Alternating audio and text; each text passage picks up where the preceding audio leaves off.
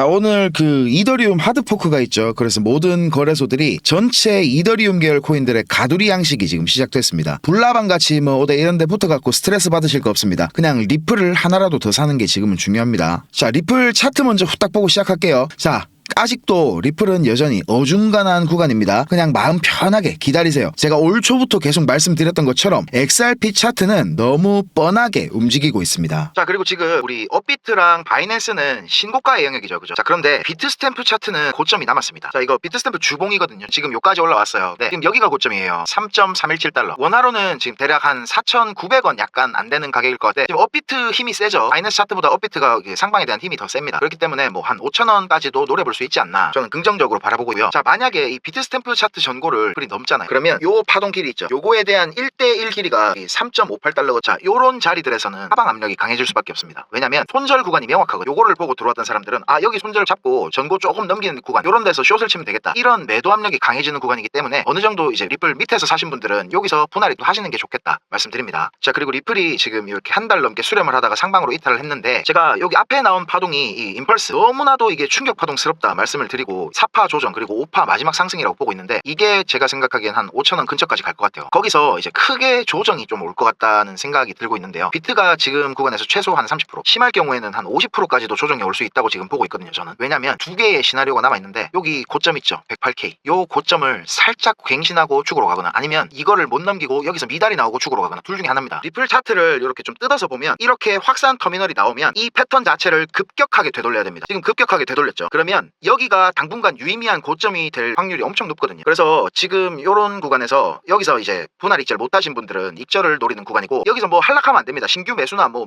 주가 매수 이런 건 절대 안 되는 구간이고, 리플 차트를 크게 보면 여기 올라온 파동 전체가 이 충격 파동 같거든요. 그러니까 여기에 대한 최소한의 조정이 와야 돼요. 그래서 제가 요 세 구간을 뽑아놨는데, 설명을 드리자면 여기가 이제 제일 확률이 높은 자리인데 2,310원부터 2,440원 요 사이까지 떨어진다면 진짜 그 절 한번 박으시고 감사하게 매수를 하시면 되겠다. 요금 참고해서 매매 잘 하시고요. 자, 요 이유가 궁금하신 분들은 제 텔레그램 방에다가 이렇게 엄청나게 정리를 해드렸어요. 오늘 3시간 동안에 글 적었는데, 자, 제가 코멘트 해드린 대로 여기 5,000원 근처에서 수익 실현하신 분들은 지금 뭐 XRP 개수가 못해도 2배 이상은 늘어나셨죠. 자, 지금 나온 여기 2,426원 저점도 제가 가능성이 제일 높다고 말씀드린 구간에 정확히 만들어졌습니다. 자, 고점이 나오기 전부터 여기 5,000원 근처에서 이까지 내릴 거라고 저는 말씀을 드렸고, 저점이 만들어지던 이 공포의 시간에 저는 확신을 가지면서 조정이 끝났다고 말씀을 드렸습니다. 자, 지금 제 자랑을 하고 싶은 게 아니고요. 그만큼 XRP 차트는 예측 가능한 범위 내에서 너무 뻔하게 움직이고 있다는 겁니다. 자, 그런데 지금 이런 어중간한 구간에서 말씀드렸지만 뭐 하려고 애쓰지 마세요. 단기적인 관점은 지금 변한 게 없습니다. 슬금슬금 이렇게 내려온다면 2,840원에서 2,900원 요 사이 구간, 여기 정도에서 저는 추가 매수를 시작할 생각입니다. 자, 그리고 나서 잘 올라준다면 여기 보이시죠? 3,960원부터 4,170원 요 사이쯤에서 이제 강한 저항이 예상이 되거든요. 차트 진행되는 거 보면서 그때 가서 뭐 분할 익절을 할 건지 홀딩을 할 건지 판단할 거고요. 지금 당장의 수익도 중요하지만 결국 XRP를 몇 개나 들고 있네의 싸움입니다. 이거는 저희 채널 구독하시고 제 영상만 꾸준히 보셔도 이 치열한 XRP 지분 전쟁에서 우리는 반드시 승리할 수밖에 없다는 걸 말씀드리고 싶고요. 자, 바이낸스 차트를 잠깐 보시면요. 지금 그 원화 환율이나 업비트 김치 프리미엄 그리고 달러 인덱스가 정상적으로 움직이는 상황이 아니기 때문에 원화 차트랑 이 테더 차트랑은 괴리가 상당한 상황입니다. 아무래도 이렇게 거래량이 제일 많은 바이낸스 차트로 분석하는 게 신뢰도가 더 높을 것 같고요. 자, 제가 텔레그램 방에 급하게 올려드렸던 거 여기 기억나시죠? 3,300원에 분할 익절하고 더 내릴 거다 이렇게 말씀을 드렸었는데, 여기 확대해서 보시면 이렇게 그 고점은 올라가죠. 가격 고점은 이렇게 올라가고 있는데 RSI 보조지표 고점은 이렇게 내려가고 있죠. 자, 요게 바로 뭐라 했습니까? 하락 다이버전스가 컨펌이 된 거라 했습니다. 그죠? 자, 2,800원대까지 내려와 주는 게 지금 가장 가능성이 높아 보이는데, 그래서 지금 구간에서는 아무것도 안 하면서 그냥 지켜보다가 특이사항이 있으면 제가 영상을 빠르게 준비해서 업로드를 해드리겠습니다. 자, 영상 안 놓치시려면 구독을 당연히 눈질러 놓으셔야 되겠죠. 어렵게 생각하면 차트는 끝도 없이 어려워집니다. 쉽게 그냥 보시면 되겠고, 오늘도 그 중국 관련해서 재밌는 소식들 좀 준비했으니까 바로 한번 시작해 보도록 하겠습니다.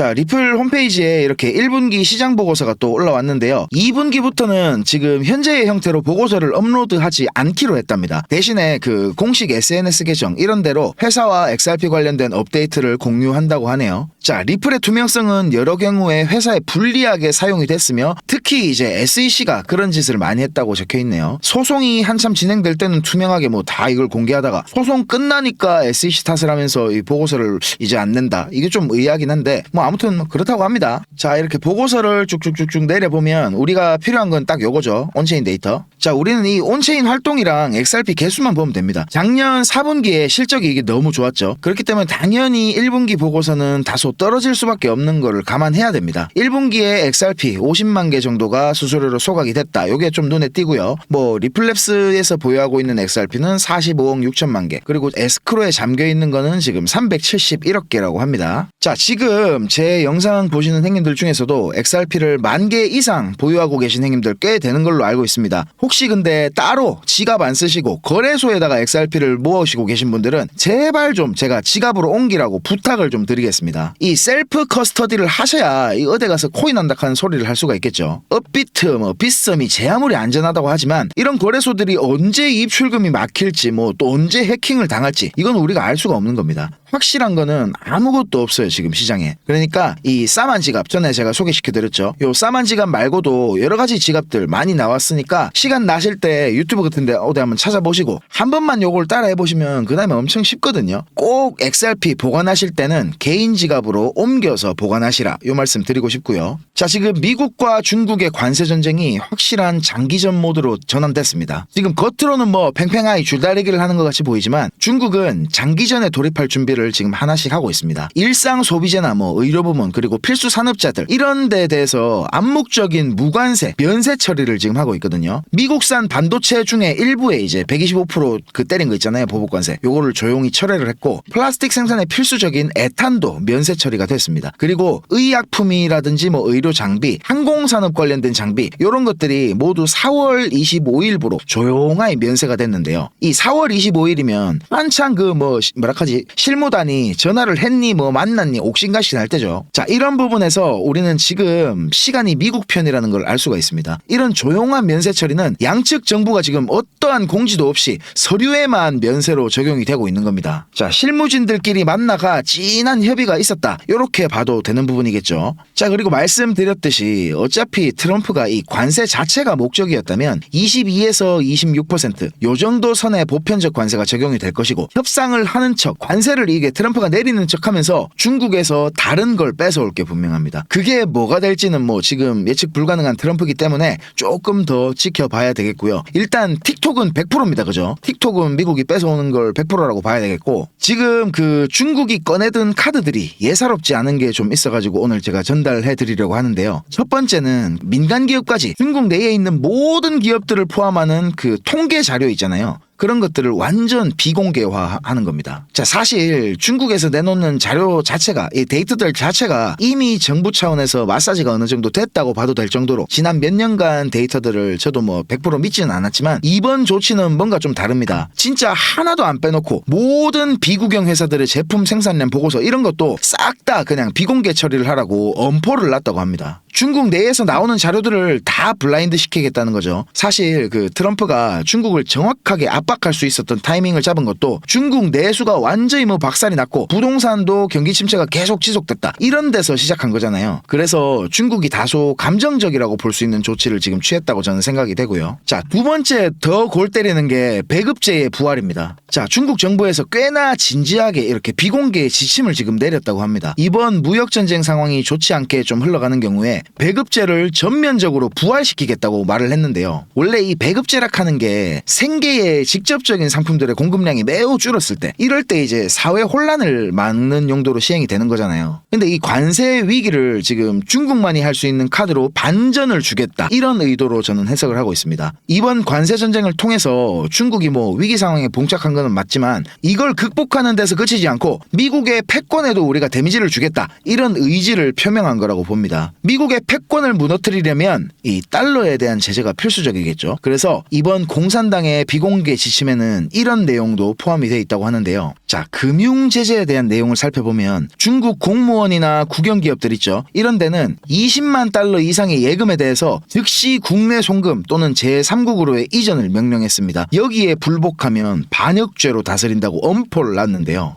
지금 미국 달러에 대한 결제 거부와 분리를 이제 하겠다는 겁니다. 이런 금융 제재가 불러오는 파장이 언제 어떤 트리거에 의해서 터질지는 모르겠지만 지금 가장 가능성이 높다고 생각되는 거는 베네수엘라 들어보셨죠? 이 베네수엘라를 둘러싼 이슈가 되지 않을까 저는 그렇게 생각을 하고 있습니다. 자, 이 베네수엘라라는 나라는 미국의 방위산업에 필수적인 중진류의 가장 큰 수입국입니다. 캐나다 다른 곳 이런 데서 나오는 중진류랑은 아예 퀄리티 자체가 차이가 심하다고 하는데요. 자, 그런데 이 베네수엘라가 문제가 좀 있죠. 자, 바로 이 베네수엘라는 썩은 정부와 군사 정권이 들어찬 나라입니다. 바이든 정부 시절에 이제 미국 그 정유회사죠, 쉐보론 여기랑 이제 합작 회사를 베네수엘라다가 세워갖고 20만 배럴을 미국으로 이제 중진류를 들어왔었는데 쉐보론이 여기 직접 사업을 하지 않고 미국 정부의 명령으로 이렇게 합작 회사를 세운 이유는 군사 정권에다가 이 미국의 자금이 들어가지 않게 하려고 미국이 정말 필요한 곳에만 돈을 쓰게 하려는 그런 속셈이었거든요. 자, 그런데 이게 미국 정부 생각대로 되겠습니까? 돈이 있으면 항상 똥파리가 이렇게 꼬이는 법이죠. 자, 쉐브론이 그 베네수엘라 정권이랑 결탁을 해가지고 정권의 수명 연장에 사실상 기여를 많이 했습니다. 트럼프는 그래가지고 이게 들켰어요. 그래갖고 5월 달까지 쉐브론에 베네수엘라 철수 데드라인을 설정했거든요. 자, 그런데 여기다가 쉐브론이 야, 우리가 철수하면 중국이 우리 자리 다 그대로 차지할 건데 이렇게 경고를 했습니다. 중국의 그 1대1로 프로젝트 제가 말씀드렸죠. 이 가난한 나라들한테 돈을 빌려주고 경제 위기를 이제 심화시킨 다음에 그 나라 인프라를 잡아먹는 거, 이런 게 이제 중국의 세계 정복 계획이라 그랬잖아요. 이 베네수엘라도 마찬가지로 이제 중국의 1대1로 프로젝트 국가 중에 하나입니다. 중국은 이 부패한 베네수엘라 정권에다가 600억 달러, 우리 돈으로 한 83조 그 정도 되는 돈을 빌려줬는데요. 중국 입장에서는 이 지금 돈 빌려준 정권이 바뀌게 되면 돈을 띄는 거나 마찬가지라는 겁니다. 그래서 아르헨티나 때와는 다르게 꾸준하게 베네수엘라에다가 매상을 찍어주면서 현물로 조금씩 이렇게 정산을 계속 받아왔고 이제 한 100억 불 정도 차관이 남았다고 합니다. 자, 그런데 미국은 입장이 좀 달라요. 베네수엘라 정부가 망하고 이제 새 정부가 들어서면 빨대를 딱 꽂을 생각을 하고 있는데 중국이 여기다가 계속 돈을 미기면서 생명 연장을 시키고 있는 거죠. 자, 이게 단순히 그 베네수엘라라는 단일 국가 하나의 문제가 아니라 베네수엘라 원유를 수입하는 이제 인도에다가도 25% 관세 부과하는 거, 이거랑도 좀 연결이 되는 부분입니다. 자, 한마디로 그 돈줄을 끊고 빨리 망하게 해서 정부를 갈아치워야 자원을 캘 수 있는 미국과 이 부패하고 무능한 정부가 망하지 않도록 계속 돈을 미기주면서 미국 국방의 필수 요소인 중진류 수출을 막으려는 중국의 싸움이라는 겁니다. 아직까지 뉴스에서는 이런 소식들이 전해지지 않고 있지만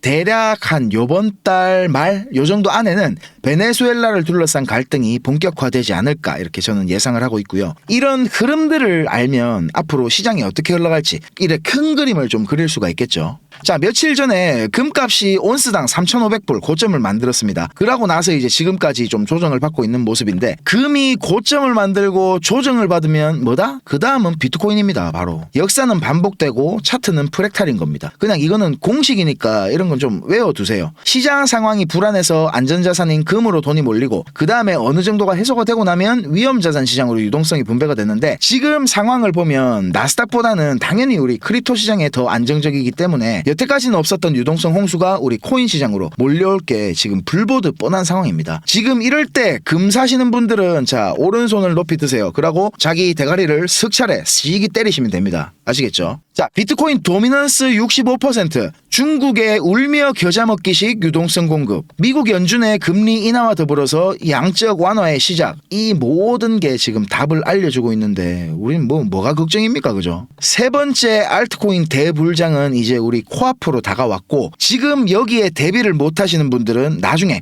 또 닥쳤던 개마냥 지붕만 쳐다보고 있겠죠. 그래서 제가 이번에 여러분과 함께 특별한 챌린지를 시작합니다. 이름하여 1억 시드 만들기 프로젝트인데요. 지금 보시는 것처럼 제 업비트 계정에 이렇게 300만원을 직접 입금했습니다. 목표는 단순합니다. 여러분들이 그토록 원하는 1억 시드를 달성할 수 있게 제가 도와드릴 겁니다. 국내 거래소에서 현물로만 투자해도 충분히 할 수 있다는 거를 제가 직접 보여드리겠습니다. 300만원이 600만원이 되고 그 600만원이 또 1200이 되는 거고, 그렇게 2천만원 4천만원 그러다가 어느새 1억 시드를 달성하는 거 이게 어려워 보여도 원리만 알면 사실 정말 쉽거든요. 여러분의 시드가 얼마인지 전혀 중요하지 않습니다. 복리의 마법은 정말 대단하니까요. 진짜 중요한 거는 이번 챌린지를 통해서 동기부여와 자신감을 드리는 겁니다. 시드를 키우는 거는 운이 아니라 철저하게 전략 싸움입니다. 이번 장은 좀 다를 겁니다. 2021년도 때처럼 아무 코인이나 올랐던 시대는 끝났습니다. 이젠 선택받은 코인만 오를 거예요. 기회는 있지만 아무나 잡을 수는 없다는 소리죠. 이번 기회를 놓치면 다음 기회는 4년 뒤일지도 모릅니다. 그만큼 지금은 진짜 중요한 타이밍입니다. 왜냐하면 곧 세 번째 알트코인 시즌이 시작될 조짐이 강하게 나타나고 있기 때문입니다. 물론 지금 시장은 예전처럼 단순하지 않습니다. 정말 많이 어려워졌습니다. 여러분이 혼자 시장에서 수익을 내는 게 거의 불가능에 가깝다는 말입니다. 하지만 이번 챌린지에서는 그 극악의 확률을 이기는 방법을 배우실 수 있습니다. 제가 도와드릴 겁니다. 이거는 단순히 돈을 버는 챌린지가 아니라 여러분이 앞으로 평생 써먹을 수 있는 투자 습관을 만드는 과정입니다. 지금 시장에는 스테이블 코인, 그러니까 매수 대기 자금이 엄청나게 쌓여있는 상태입니다. 이 자금들이 한순간에 알트코인 시장으로 들어오는 순간 진짜 기회가 터질 겁니다. 그때 어떤 코인을 어떤 자리에서 잡느냐가 수익의 전부를 결정짓습니다. 저는 그 시기를 대비해서 미리 알트코인 리스트와 매매 전략을 지금 거의 준비해놨고 이번 챌린지를 통해 그걸 여러분들과 공유를 할 겁니다. 참가 조건은 단 하나입니다. 진짜 해보겠다는 의지. 참가비 같은 건 없고요. 그리고 꼭 업비트가 아니라 빗썸이나 코인원, 코비 다른 거래소를 쓰셔도 괜찮습니다. 초보자라도 전혀 상관없습니다. 진짜 중요한 거는 이걸 통해 내 인생을 바꿔보겠다는 의지입니다. 참여하시고 싶은 분은 010-5528-2156 010-5528-2156 이 번호로 참여 신청이라고 문자만 한 통 보내주세요. 그러면 챌린지 전용 링크를 바로 보내드리겠습니다. 주변에 코인에 관심 있는 친구나 가족이 있다면 함께 도전해보는 것도 정말 좋을 것 같고요. 이번 챌린지를 통해서 여러분들의 삶의 태도가 바뀌는 경험이 될 수도 있습니다. 누구나 손실을 겪습니다. 저도 수없이 많은 좌절을 겪었습니다. 셀시우스 파산, 루나 사태, FTX 파산 이 모든 거를 겪고도 저는 지금 여기까지 왔습니다. 저 같은 놈도 해냈잖아요. 여러분들도 할 수 있습니다. 이 시장을 정년 없는 평생 직장으로 만들어 보시고 싶은 분들, 수익이 꼭 필요하신 분들은 망설이지 말고 참여해 보세요. 저는 다음 영상에서 더 깊이 있는 분석과 정보들로 찾아뵙겠습니다. 감사합니다.